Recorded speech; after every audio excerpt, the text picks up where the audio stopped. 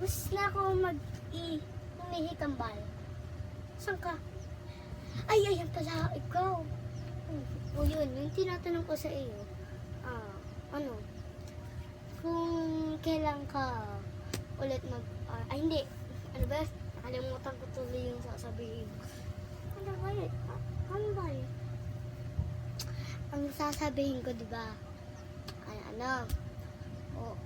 Kamusta ka sa bakasyon mo? Ayun.